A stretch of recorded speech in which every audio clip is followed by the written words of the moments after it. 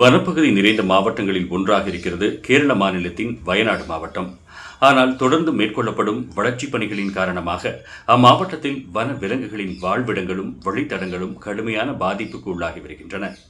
நாட்டில் மனிதர்கள் மற்றும் வனவிலங்கு மோதல் அதிகம் நிகழும் மாவட்டங்களில் ஒன்றாக இருக்கிறது வயநாடு மாவட்டம். அதேவேளையில் மனித நடமாட்டம் மிகுந்த பகுதிகளை கடக்கும் யானை கூட்டங்களில் இருந்து குட்டிகள் தனியாக வழி தவறும் சோகமும் தொடர்ந்து அதிகரித்து வருகிறது. இந்த நிலையில் வயநாடு மாவட்டத்திற்கு உட்பட்ட புல்பள்ளி பகுதியில் யானை கூட்டத்தில் இருந்து பிரிந்து வழிதவறிய யானைக்குட்டி ஒன்று அருகில் இருந்த அரசு மழலையர் பள்ளிக்குள் நுழைந்திருக்கிறது. அழையா விருந்தாளியாக திடீரென பள்ளிக்குள் நுழைந்து அங்கும் இங்கும் ஓடி விளையாடிக் கொண்டிருந்த யானைக்குட்டியை கண்ட பள்ளி குழந்தைகள் அனைவரும் மகிழ்ச்சியில் திளைத்துள்ளனர். ஆசிரியர்கள் மூலம் உடனடியாக வனத்துறைக்கு தகவல் தெரிவிக்கப்பட்ட நிலையில் விரைந்து வந்த அவர்கள் குட்டியை பத்திரமாக மீட்டுள்ளனர். மீண்டும் தாயுடன் சேர்க்கும் முயற்சியில் தீவிரமாக ஈடுபட்டு வருகின்றனர்.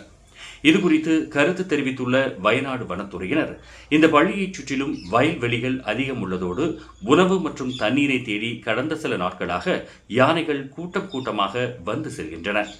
கூட்டத்தில் இருந்து பிரிந்த யானைக்குட்டி பள்ளி வளாகத்திற்குள் நுழைந்துள்ளது. தலைமை ஆசிரியர் அறை முன்பு விளையாடிக் கொண்டிருந்த குட்டியை மீட்டுள்ளோம். கூட்டத்தை கண்டறிந்து தாயுடன் சேர்த்து வைக்கும் முயற்சியில் ஈடுபட்டு வருவதாக தெரிவித்துள்ளனர்.